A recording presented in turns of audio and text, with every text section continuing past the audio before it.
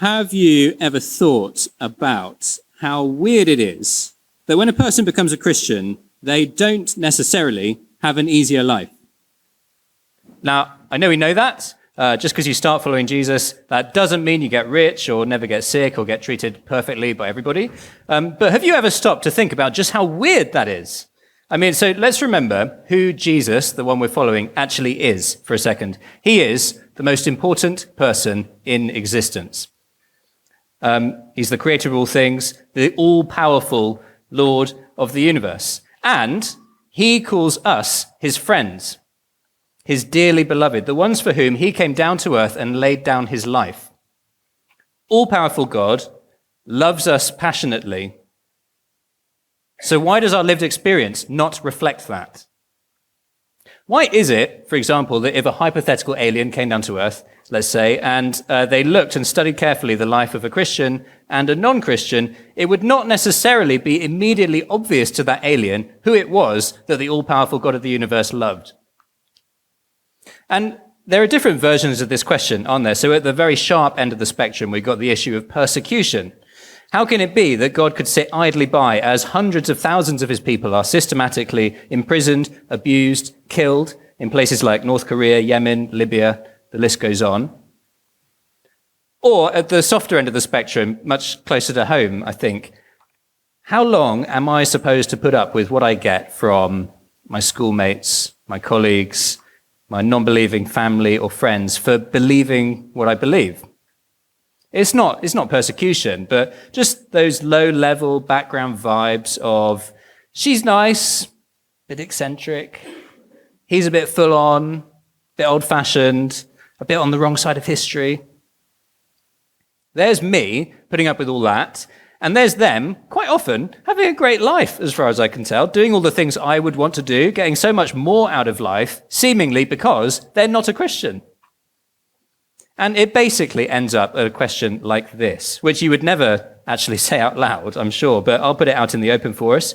And it's this: how long can I really be expected to keep on believing in an all-powerful God who loves me when my experience seems to deny that reality? How long can I go on believing it? This is our last evening in the book of Joel. And this evening, we're going to find out the answer to that question of how long. And the short answer is, I'll tell you right now, until the day of the Lord.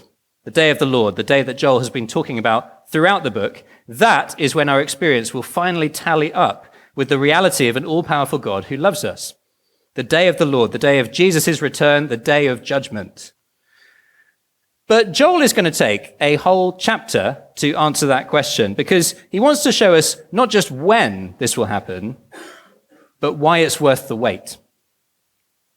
And so with that in mind, we're going to listen to Joel chapter 3 read for us, and I believe Bethany is going to come and read. Thanks, Bethany. In those days and at that time, when I restore the fortunes of Judah and Jerusalem, I will gather all nations and bring them down to the valley of Jehoshaphat. There I will put them on trial for what they did to my inheritance, my people Israel, because they scattered my people among the nations and divided up my land. They cast lots for my people and traded boys for prostitutes. They sold girls for wine to drink. Now what have you against me, Tyre and Sidon, and all you regions of Philistia? Are you repaying me for something I have done? If you are paying me back, I will swiftly and speedily return on your own heads what you have done. For you took my silver and my gold and carried off my finest treasures to your temples. You sold the people of Judah and Jerusalem to the Greeks, that you might send them far from their homeland. See, I am going to rouse them out of the places to which you sold them, and I will return on your own heads what you have done. I will sell your sons and daughters to the people of Judah, and they will sell them to the Sabaeans, a nation far away. The Lord has spoken. Proclaim this among the nations. Prepare for war. Rouse the warriors. Let all the fighting men draw near and attack. Beat your plowshares into swords, and your pruning hooks into spears. Let the weakling say, I am strong. Come quickly, all you nations, from every side, and assemble there. Bring down your warriors, Lord. Let the nations be roused. Let them advance into the valley of Jehoshaphat. For there I will sit to judge all the nations on every side. Swing the sickle, for the harvest is ripe. Come, trample the grapes, for the winepress is full, and the vats overflow. So great is their wickedness. Multitudes, multitudes in the valley of decision. For the day of the Lord is near in the valley of decision. The sun and moon will be darkened, and the stars no longer shine. The Lord will roar from Zion and thunder from Jerusalem. The earth and heavens will tremble. But the Lord will be a refuge for his people, a stronghold for the people of Israel. Then you will know that I, the Lord your God, dwell in Zion, my holy hill. Jerusalem will be holy. Never again will foreigners invade her. In that day the mountains will drip new wine, and the hills will flow with milk. All the ravines of Judah will run with water. A fountain will flow out of the Lord's house, and will water the valley of acacias. For Egypt will be desolate, Edom a desert waste because of violence done to the people of Judah, in whose land they shed innocent blood. Judah will be inhabited forever, and Jerusalem through all generations. Shall I leave their innocent blood unavenged? No, I will not. The Lord dwells in Zion. Quite a passage, I think it's fair to say. Some pretty weird names in there, some graphic pictures. Let's try and make sense of it all together. And to help with that, I want to anchor us to begin with in what I think is the summary verse, the pivot of the chapter, and one of the most helpful pictures in this chapter, and that is verse 16. So let me just read it again for us. Verse 16 of chapter 3. The Lord will roar from Zion and thunder from Jerusalem. The earth and heavens will tremble. But the Lord will be a refuge for his people, a stronghold for the people of Israel. The image is one of an enormous lion, towering, and it's the Lord standing tall, looking out over a great valley, roaring thunderously. So I want you to lock that in your mind. We're going to refer to it a few times as we go through, but let's first focus our attention on the valley before him. So point one, the Lord will judge his enemies. And if you'd like to follow along on the service sheet you were given as you came in, then you'll find space for notes there. To begin with, we see the reason for the judgment that the Lord will bring on his enemies. So verses 1 and 2 paint the picture of a great wide valley, a huge plain that seems to be teeming with people. Verse 2, I will gather all nations.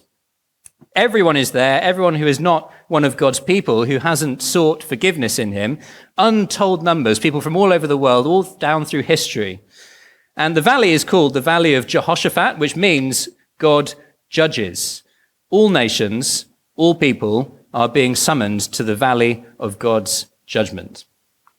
But some people groups are actually named specifically, places that I think were particularly threatening to God's people in Joel's day, when one of the big threats came from the Mediterranean coastline. So we've got Tyre, Sidon, Philistia, Greece. They're all named. They're all coastal places. The issue with these coastal cities and nations is the slave trade. Verse 3, they cast lots for my people and traded boys for prostitutes. They sold girls for wine to drink. Now, we know that the value that is placed on a human life should be priceless, infinite. But here it is pitifully low. They're trading a little boy, a human life, for a moment of pleasure with a prostitute. They're swapping a little girl, somebody's daughter, for a swig of wine. It's callous, it's inhuman wickedness. And God will not stand for it. Justice will be done. Verse 7, he's going to get his people back. Verse 8, he's going to give the slavers a taste of their own medicine. No, not literally, I should point out. Verse 8 never actually took place in history, what it's describing. The point is, God is promising full and complete and exactly proportionate justice. And we see that explicitly at the end of verse 4. I will swiftly and speedily return on your own heads what you have done. End of verse 7, exactly the same. I will swiftly and speedily return on your own heads what you have done. And slavery and child trafficking hasn't gone away. The NSPCC, National Society for the Prevention of Cruelty to Children, if you go on their page for child trafficking, first thing you see is a big green box telling you how to close this page quickly if you need to. It's just harrowing to think of a frightened and traumatized child not even able to find out where to get help without having to keep looking over their shoulder in case their abuser returns into the room. God is rightly furious at the callous inhumanity of the world, at those inflicting such trauma on the innocent. And he will bring justice. And let me say, if the subject of abuse raises any more personal questions for you, I want you to know this is the sort of place you can speak to people about that. Speak to someone you trust, speak to me. Please do that. God hates abuse. He will bring justice. But actually, the point here is more specific. God is furious when his people are abused or mistreated. For God's people back then, seeing your sons and daughters carried off into slavery, that's the issue. And just think for them, how easy to just begin asking, how can God allow this? For how long? Most of us have never known experiences like that, and God willing, we never will. But it doesn't have to take an experience like that for us to begin asking the same kind of question.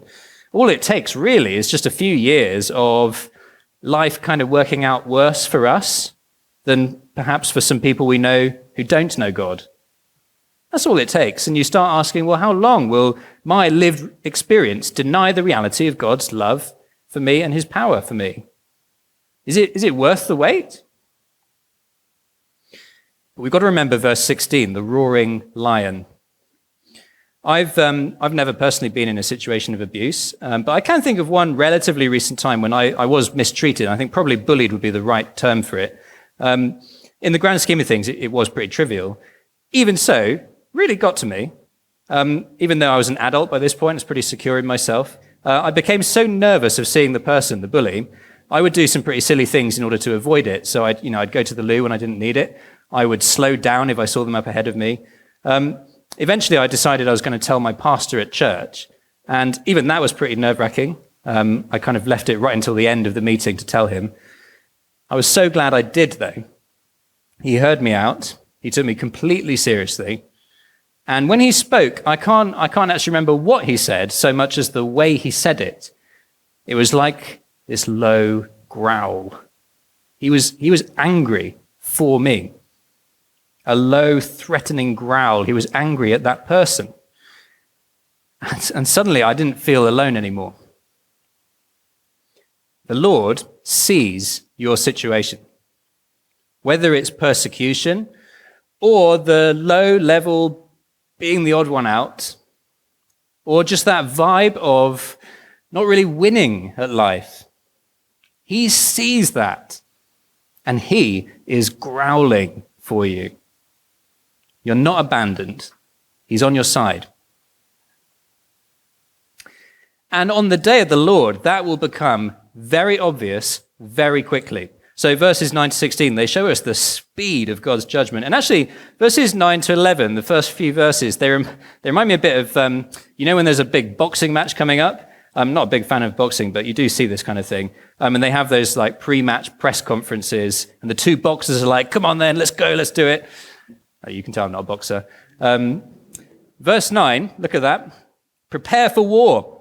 Come on then, nations. You've been ignoring me all this time, nations? You've been treading on my people. You've been looking down on them, making life hard for them all this time. Well, come on.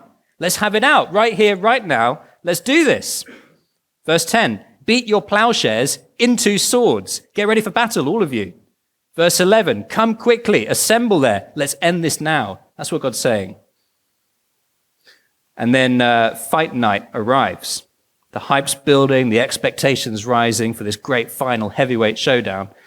God versus the world, the best fighting force the armies of evil could possibly muster, gathering in one place, huge numbers. The odds initially seem kind of fairly even to the bookies. But then the bell rings, the fight begins, massive anticlimax. Verse 12. Let the nations be roused. Let them advance into the valley of Jehoshaphat, for there I will sit. Sit. The nations, they're like flying out of their corner of the ring, fists flying, arms swinging. God, he just sits. Sits in his corner. He doesn't even have to get up. This heavyweight fight of all time, it's not a fight at all. Because all God has to do is just pronounce his verdict on the guilty. And they're gone. All over. We're getting towards the season of events weeks for Christian unions here in Southampton, which is a great chance for students to engage people in the subject of the Christian faith. Sometimes in weeks like these, I've been involved, and I've chatted to skeptics and atheists, and we get into conversations about things like, well, imagine there is a God, and you met him. What would you say? What would you say to him? What would it be like to meet him? And the skeptic will quite often imagine they'll just sort of turn up and bluff it. You know, like, oh, God, hey, yeah, I've been on your side all this time, really.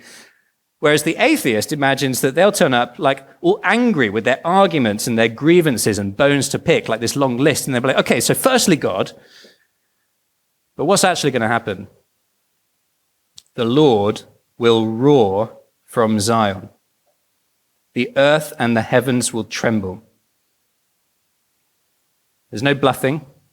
There's no arguing. It's all over immediately. Verses 13 to 15 then take us back to the picture that we saw last week, if you were here, the day of the Lord, the day of judgment, when verse 15, the sun and moon will be darkened and the stars will no longer shine. But added to that already graphic picture of judgment and darkness and fire and blood is the source of all that blood. Verse 13, a great winepress full to the brim with ripe, juicy red grapes being trampled underfoot. Blood red grape juice flowing out, overflowing everywhere. Now, this is really graphic imagery. It's probably the most graphic in the whole book, and that's saying something. This day of judgment, this winepress of the wrath of God. I know it's difficult to think about, to be confronted with. It's difficult to speak about, to be honest with you. Please don't think I'm relishing the chance to get up here and speak about Judgment Day, like some kind of gleeful, vindictive preacher of judgment. I'm not. I know it makes us uncomfortable. I know it's offensive. I know it throws up all sorts of emotions in us. But Joel's telling us about this day. I'm telling us, the Lord is telling us, because it's just so important that we all understand what's coming. And it's not that this is a case of the Old Testament being a bit harsh and then the New Testament comes along and sort of turns down the dial a bit. Actually, as we've seen before, most of Joel's Day of the Lord imagery gets picked up in the New Testament, in particular by Jesus himself and the book of Revelation. This winepress image, for example, actually becomes even more graphic, if you can imagine that, in Revelation. The reference is on your sheet if you want to follow that up. Clearly, the New Testament thinks it's important for us to think and grapple with this subject. Or you might be thinking, all of this talk of judgment, doesn't it make God seem a bit bloodthirsty? He really gets a kick out of this judgment. He really relishes it in some kind of twisted way. Not true. In the book of Ezekiel, another prophet who's full of judgment as well, actually remarkably similar to the book of Joel in every way, except he's way longer, 40 chapters. Listen to this from Ezekiel. As surely as I live, declares the sovereign Lord, I take no pleasure in the death of the wicked, but rather that they turn from their evil ways and live. Turn from your evil ways. Why will you die, people of Israel?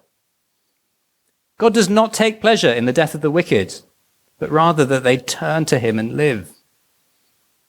New Testament, 1 Timothy 2 verse 4, God our Savior wants all people to be saved and to come to a knowledge of the truth. Same thing. God does not want to judge people. He wants all people to turn to him and be saved. And that is why we have books like Joel in the Bible, a wake-up call before it's too late.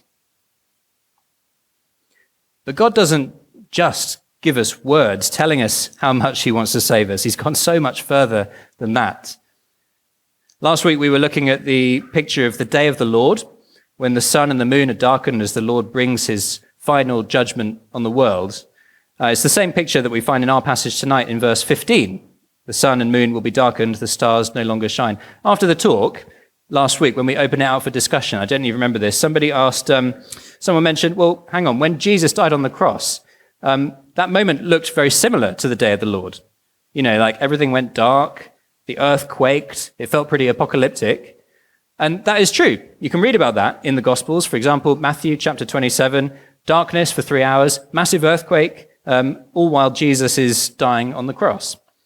And the question was, last week, is there any significance to that overlap?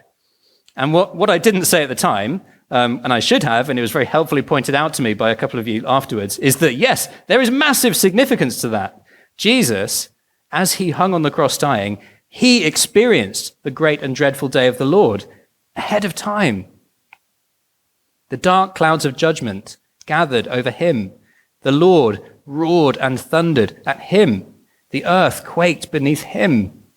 And he knew the terror and the agony and the hopelessness of God's judgment on our behalf. God doesn't just give us words telling us how much he wants to save us. He loves us so much that he gave his one and only Son over to judgment, that whoever believes in him might not face the judgment of the day of the Lord, but have eternal life. That's how much God desires people to be saved. That's how far he's prepared to go. Come back to verse 16 again. So we have the Lord, the lion, standing tall, facing out over the great valley full of these hostile enemies, the mustered forces of evil.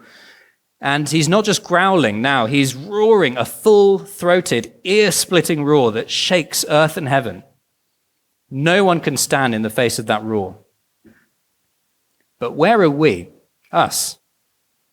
Those of us who have accepted the offer of safety, who have called on the name of the Lord. Where are we in that scene? Well, point 2, which will be briefer but much more uplifting. The Lord will be a refuge for his people. Let's read verse 16 again. The Lord will roar from Zion and thunder from Jerusalem.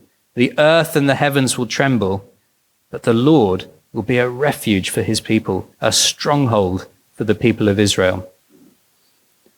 So where are we?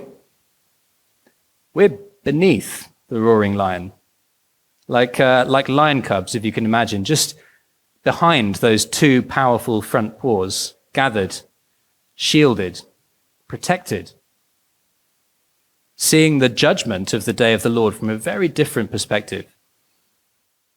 All that time we've spent in this life as the precious children of God, living with the weird unobviousness of that. All that time feeling like we're living sort of out on a limb for Jesus, feeling precarious, feeling unstable, asking, is it really worth the wait? Now, on the day of the Lord, oh yes, there's no doubt it was worth the wait. On that day, God will come through for us. On that day, who's on the right side will be very, very obvious. On that day, all doubts will be eliminated. All stored up hurt and resent will be forgotten. All that patient waiting will be rewarded as the Lord bares his teeth on our behalf and banishes all wickedness, all evil, all enemies of every kind forever.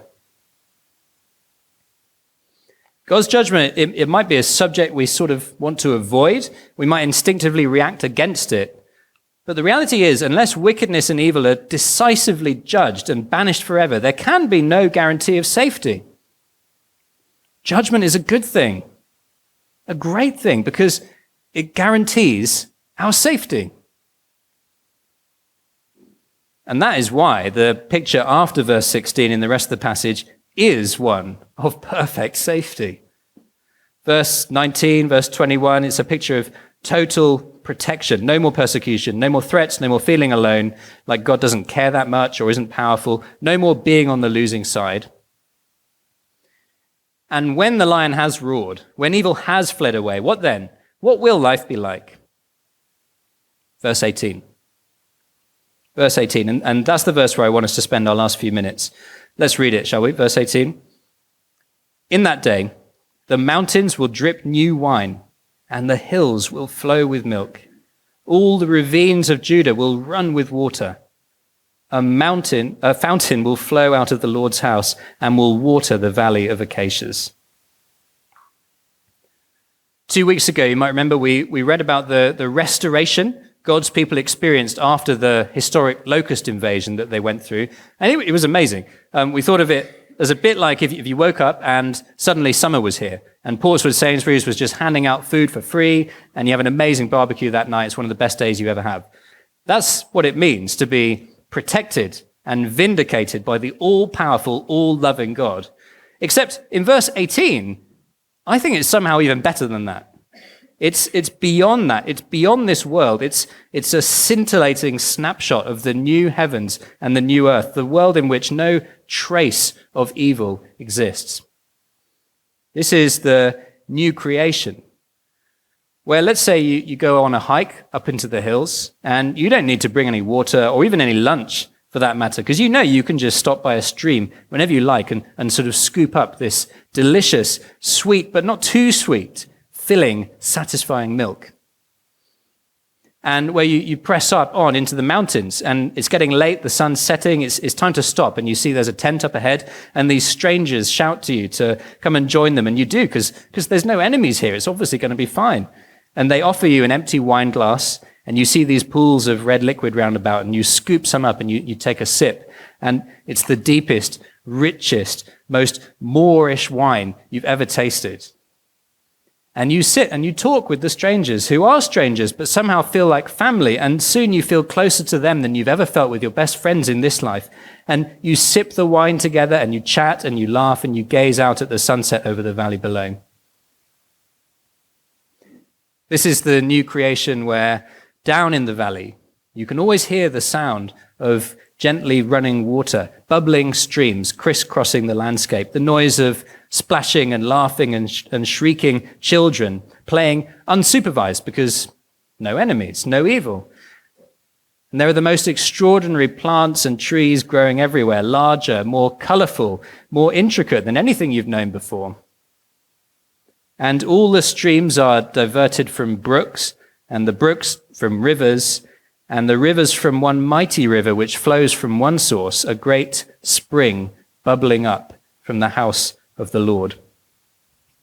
Because all the goodness, all the life, all the joy, it flows from the Lord. It comes from him.